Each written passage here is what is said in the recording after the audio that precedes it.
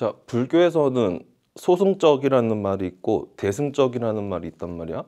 소승적이라는 거는 작은 배를 뜻해. 그래가지고 자기가 혼자 부처님의 가르침, 부디즘, 그 불법, 뭐 일리시트 하는 거 아니고 부디즘 그거를 잘 따라가지고 자기가 그 뭐라 그러지? 윤회의 사이클에서 벗어나가지고 니르바나, 열반에 이르게 되는 자기 혼자만 그래서 잘해서 해탈의 경지에 이르겠다 이런 걸 소승적인 승려라 그러고 이 좀 더 일반 시바 세계에 나와가지고 일반 흔히 말하는 뭐라 그러냐 축생까지 사람이나 짐승까지 이렇게 축생까지 다 이렇게 윤회 이 힘든 곳에서 벗어나가지고 다 열반에 이룰 수 있도록 도와주는 걸 대승적 관점의 이제 승려라 그러는데 그거를 의사한테 접목시켜 보자면은 다쳐서 이렇게 나한테 가끔 한 명 한 명씩 오는 환자를 치료하는 거는 약간 소승적이라고 볼 수도 있을 것 같고 나는 이렇게 좀 거창한 얘기로 들릴 수도 있는데 사회 자체 시스템이나 이런 거를 개혁해가지고 이 사회 전반을 좀 치료할 수 있는 그런 대승적 의미의 의사가 되고 싶어. 의사가 머리도 사실은 뭐 좋을 거고 배운 것도 많고 할 수 있는 것도 많기 때문에 그냥 뭐 대도 않는 정치인들 나가지고 이상한 거 하는 것보다는 실제로 어떤 실행력이 있고 배운 것도 많고 한 의사들이 나중에 정치라든지 사법, 입법, 행정에 다 이렇게 참여해가지고 이렇게 세상을 좀 이롭게 하는 너무 이렇게 말하면 너무 엘리트주의 같기도 한데 하여간 나는 뭐 다른 사람은 모르겠고 나는 약간 대승적인 의사가 되고 싶어. 그래서 사회를 구하고 싶어. 뭐 그렇다고 내 롤모델이 안철수 뭐 그런 거 안철수는 별로 안 좋아한단 말이야. 그래서 이번에 내가 그리고 자동차랑 오토바이를 되게 좋아해. 취미에 모터 스포츠를 좋아한다고 취미라고 쓸 정도로 되게 좀 오토바이나 자동차에 되게 진심인 편이어가지고 특히 그 한국의 어떤 도로 교통 상황 그런 거에 대해서 되게 관심이 많아. 나 해외여행에 가도 나는 사실 어떤 딴 거 보기보다는 그 나라의 뭐 중고차 딜러가 어떻게 돼 있고 그 나라의 교통 습관이 어떻게 돼 있고 규제가 어떻게 돼 있고 이런 건 뭐 주로 많이 본단 말이야. 그래서 약간 여담이기도 한데 옛날에 일본 후쿠오카 갔었는데 지금 현재 나오는 미니가 3세, 4세대 나오고 있지. 4세대, 3세대, 2세대, 1세대 BMW 인수하고 나서부터 1, 2, 3, 4라고 그러고 그 전에는 뭐 미니가 여러 대 이렇게 매각됐다 왔다 갔다 하는데 로버미니라고 그런 클래식한 미니가 있는데 그거를 전문적으로 다루는 게 그 서울로 치면은 후쿠오카면 약간 시골이잖아. 그 한국으로 치면은 서울보다는 훨씬 더 외곽에 있는데도 그런 클래식한 아주 그 미세한 그런 뭐라 그러지 수요가 있다는 거에 그런 클래식카 같은 거에 대해서 한국 같은 경우는 약간 좀 매년 무조건 새로 나온 것이 더 제일 좋은 것이다 이런 마인드가 강하잖아. 신차가 무조건 제일 좋은 거다.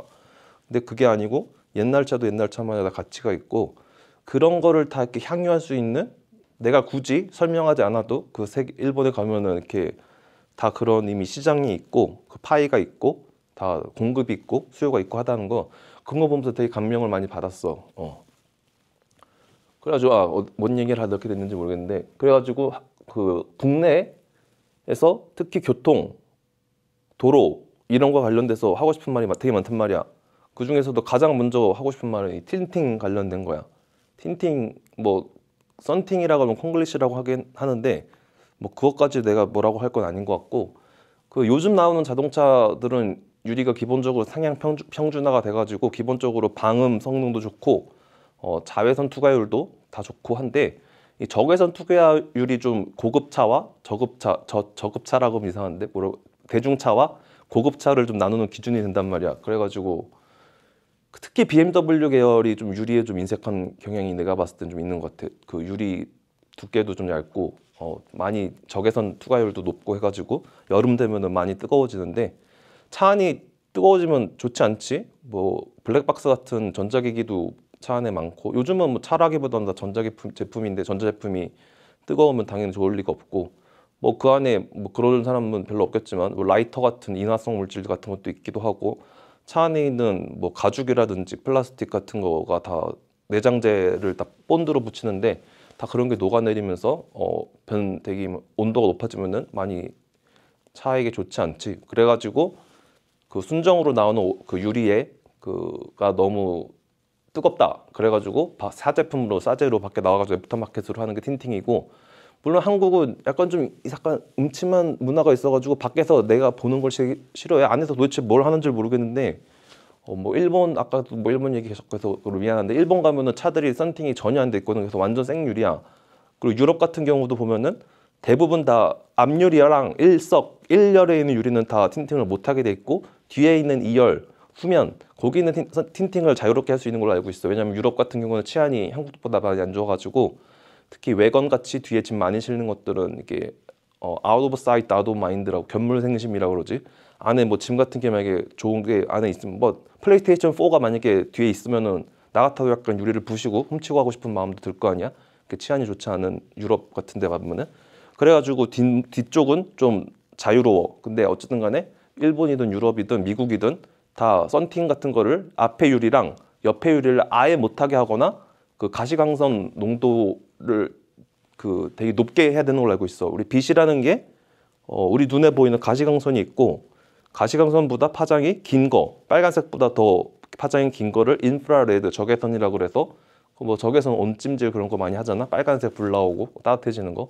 그리고 보라색보다 파장이 짧은 거, 그거를 울트라 바이올릿이라고 그러지. 자외선. 그 뭐지? 파장이 되게 짧아가지고 어떤 망막이나 어떤 피부에 손상을 입힐 수도 있고, 심할 경우 뭐 DNA에 있는 분자 구조까지 깨질 정도로 위험한, 에너지가 높은 그런 거를 자외선이라고 그러는데, 광학적인 빛이라는 광학적인 특성상 유리라는 그 굴절률이 큰 물질을 만나면은 자외선 투과율은 기본적으로 아무리 그러니까 상향 평준화가 돼가지고 나쁜 유리든 좋은 유리든 자외선은 웬만하면 다 막아줘. 그리고 그 적외선을 근데 막는 게 좀 내가 봤을 때는 좀 그게 좋은 유리는 뭐 예를 들어 그 200와트짜리 온열기를 갖다 놔도 그 밖에 유리 건너편에 열이 전달이 잘 안 되는 게 좋은 유리고, 같이 뜨거워지면 안 좋은 유리겠지. 그래서 적외선에 의해서 좋은 유리랑 나쁜 유리가 내 생각에는 나뉘는 것 같은데, 그것 외에도 틴팅을 하는 이유가 차 안의 온도가 높아지는 것을 방지하기 위한 것도 있지만, 한국은 좀 특이하게 좀 음침한 것 같아. 다들 차 안에서 도대체 무슨 일을 하려고 그런지 모르겠는데, 시커멓게 해놓은 걸 넘어서 밖에서 아예 안이 안 보이게, 그 미러라 그러지, 밖에서 내가 내 얼굴을 볼 수 있게끔 그런 식으로 해가지고 안에가 절대 안 보이게끔 해가지고, 그 안에서 뭔 일을 하는지 나는 도저히 모르겠는데, 뭐 코를 파나 뭐 그래가지고 뭐 프라이버시에 대해서 뭐 병적일 정도로 이렇게 집착을 하는 좀 습성이 있어. 그래가지고 그 틴팅을 열 전도율을 낮추기 위한 거 외에 뭐 본인들 말로는 프라이버시 확보를 위해서 한다 그러는데, 제일 이제 웃긴 게 이제 썬팅을 찌시란 말 하면 안 되지, 짙게 해놓고 여기 뒤에는 베이비 is in car 해가지고, 이 어법에 맞지 않죠. 베이비 온 보드가 맞지. 베이비가 화물이 아니기 때문에 온 보드, 탑승 중이다 이렇게 써야 되기 때문에 베이비스 온 보드가 맞는데, 뭐 베이비 인 카라고 써 뭐 이 의미만 통하면 되고, 뭐 우리가 코쟁이 말을 뭐 다 지킬 필요는 없으니까.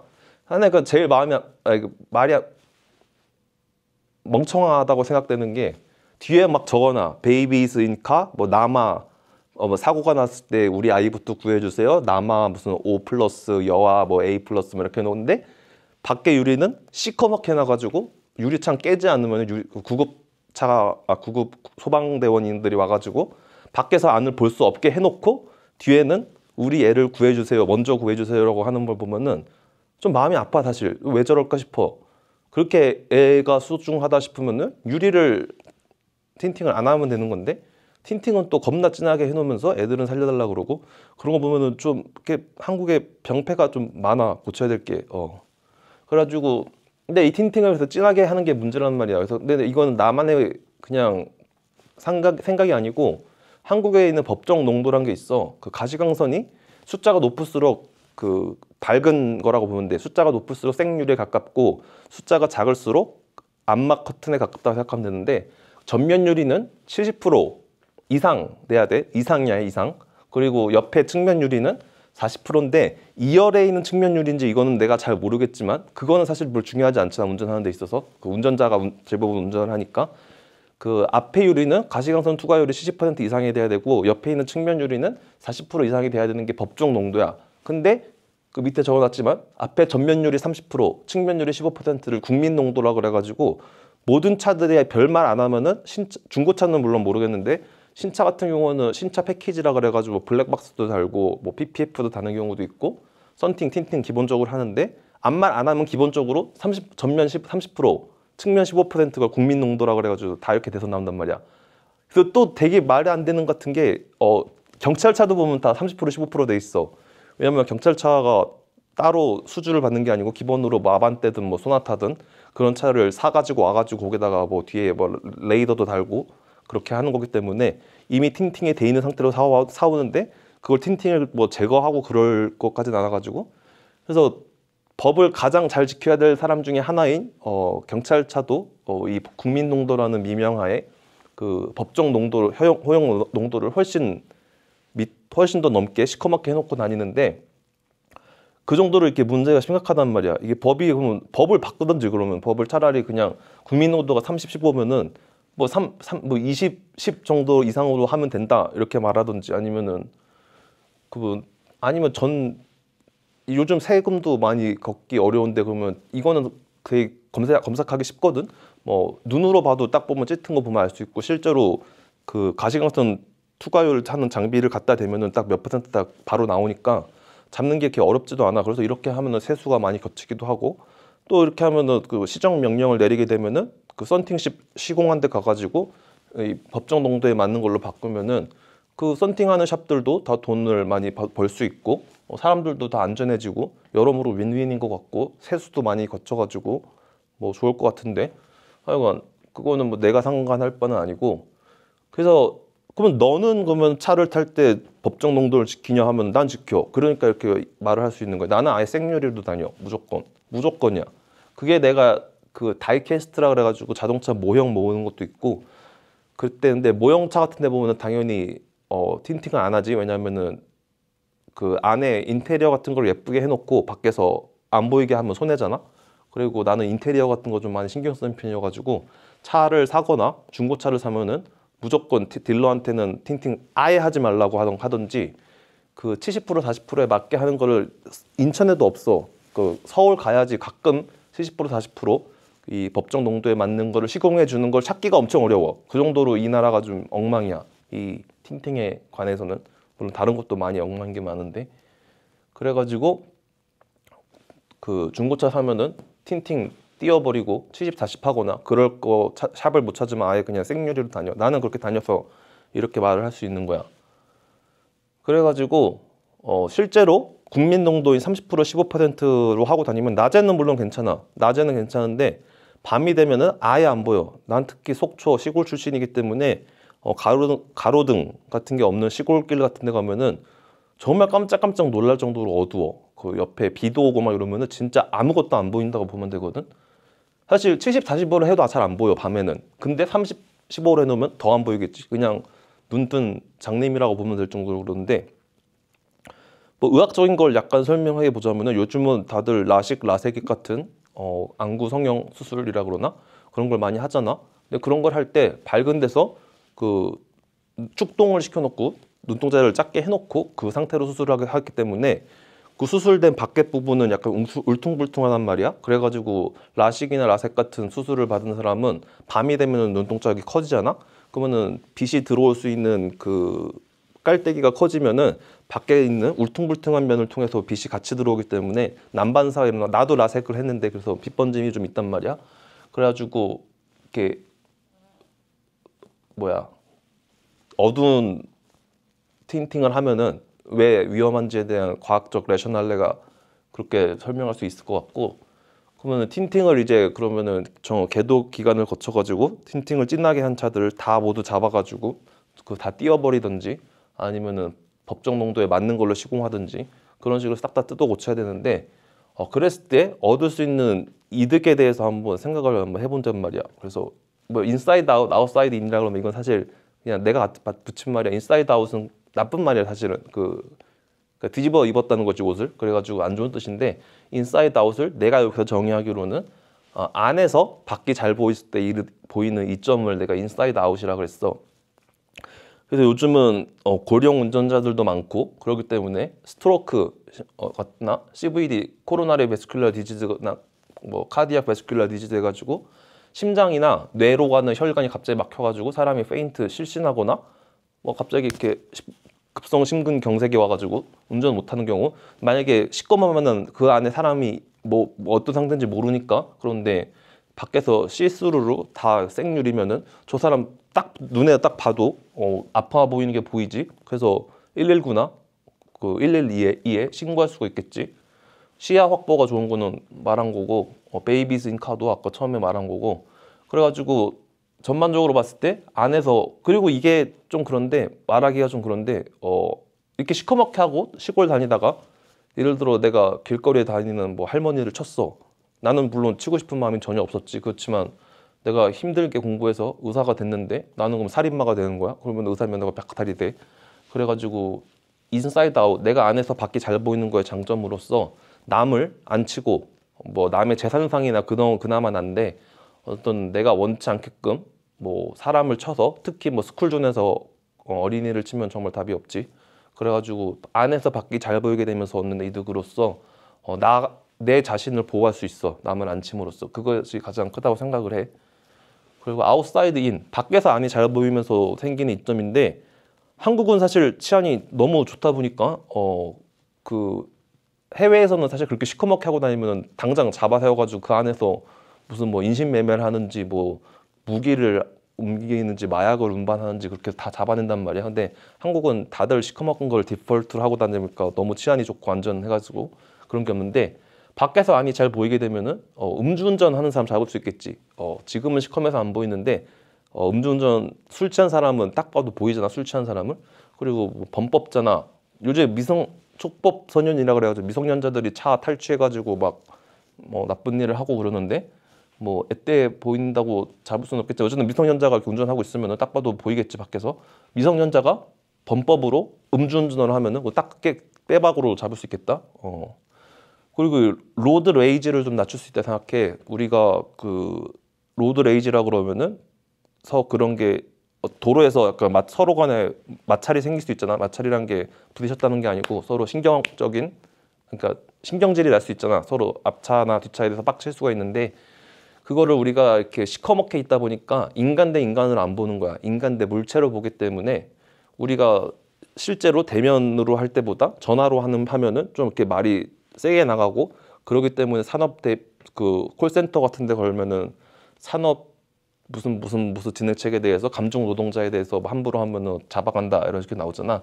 로드 레이지가 생기는 것도 마찬가지거든. 이걸 그 안에 있는 건 사람이고 그 사람도 소중한 가족이 있고 이렇게 생각해야 되는데, 그렇게 안 보고 시커멓다 보니까 그냥 나는 물론 사람이니까 사람으로 볼 거고 남을 사람으로 안 보는, 그래가지고 그런 식으로 안에가 이제 안에서도 밖이 잘 보이면은 저 안에도 사람이 타고 있는 거를 알게 돼가지고, 그럼 저 사람이 뭐 딱 봐도 초보이면 초보 같아 보이면은 초보라서 그러는가 보다 하면서 로드 레이지가 줄 수 있고, 나 같아도 앞에 있는 사람이 운전을 아주 개같이 해도 장원영이 타고 있거나 그러면은 표정이 많이 풀릴 것 같아. 그런 식으로 로드 레이지가 줄 수 있다고 나는 생각을 해. 그리고 커뮤니케이션 능력이 좋아진단 말이야. 그 오토바이 타는 사람들은 다 처음 볼 때마다 인사를 해. 그게 암묵적 룰이야. 이게 오토바이 타는 사람이 두 부류로 나뉘거든. 그 상업적으로 배달하시는 분이 있고 레저용으로 타는 사람이 있는데, 나는 물론 레저용에 배달은 한 번도 해본 적이 없어. 그래서 그 배달하는 사람들은 서로 인사를 안 해. 뭐 그분은 생업이 워낙 바쁘시다 보니까. 레저용으로 오토바이 타는 사람들은 거의 마주치거나 할 때 인사 안 하면 약간 패급으로 느껴질 정도로 한국은 뭐 좋은 문화라 생각해. 나는 이거 서로 라이더로서 동질감도 느끼고, 서로 만나면은 뭐 인사 이렇게 하거나 뭐 이렇게 하거나 뭐 이렇게 인사를 한다거나 그런 식으로 하는 게 있는데, 그 밖에서 안이 충분히 다 보이면은, 예를 들어 너가 앞에 뒤에 연료캡이 열려 있다 그러면은 뭐 손짓으로 뭐 이런 식으로 해가지고 서로 커뮤니케이션이 될 수 있겠지. 차도 밖에서 안이 충분히 잘 보이게 되면은. 그리고 뭐 그래서 이게 약간 로드 레이지가 줄어드는 거랑도 연관이 좀 있다 그러는데, 그리고 시야 확보가 여기서 말하는 시야 확보가 두 개가 나오는데, 여기서 말하는 시야 확보는 내가 특히 오토바이를 타다 보니까 오토바이는 자동차보다 시팅 포지션이 굉장히 높단 말이야. 자동차는 뭐 굳이 스포츠카 그런 게 아니고 그냥 일반 차랑 비교했을 때도 오토바이는 보통 700, 800mm 시트고가 나오니까 상당히 위에 있어. 그래가지고 앞에 있는 차가 썬팅을 찍게 하면은 앞에가 전혀 안 보여. 근데 가끔씩 뭐 본인이 원해서 법정 농도를 지킨 거든 뭐 돈이 아까워서 썬팅을 안 한 거든 그런 차들이 있으면 앞에 시야가 정말 잘 보여가지고 뒤에 있는 차들이 시야 앞에서 무슨 일이 일어나는지 정말 잘 알 수 있단 말이야.